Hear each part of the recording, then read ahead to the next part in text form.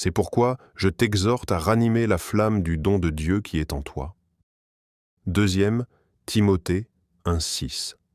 Le docteur Syed Naqvi faisait simplement son jogging sur un tapis roulant, chez lui, lorsqu'il fut soudainement victime d'un arrêt cardiaque. Les secours et les médecins réussirent à maintenir en vie ce neurologue de 56 ans, mais son état était critique. Plongé dans un état végétatif, il ne pouvait plus respirer par lui-même. Sa femme, Nina, refusa de se résigner.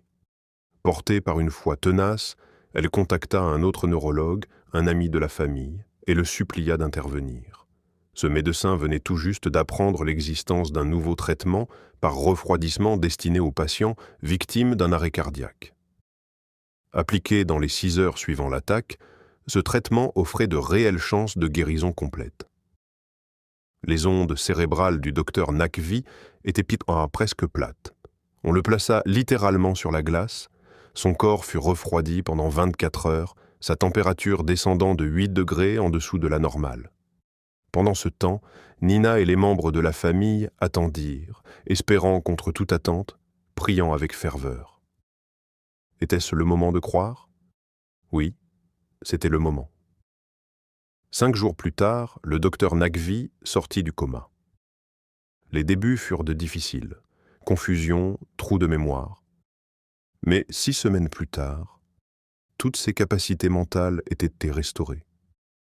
Il était passé d'un état végétatif menaçant sa vie à la possibilité, incroyable, de reprendre son métier et de soigner à nouveau ses propres patients. Restez dans la foi. Soyez des prisonniers de l'espérance. Dieu placera sur votre route les bonnes personnes. Il accomplira même les requêtes secrètes de votre cœur. Comme Madame Naqvi, vous devez vous lever, faire taire les pensées négatives et déclarer « Oui, cette promesse est pour moi. Par ma foi, j'allume cette étincelle. Par ma foi, je fais naître le rêve qui est en moi. » L'Écriture nous invite à ranimer la flamme.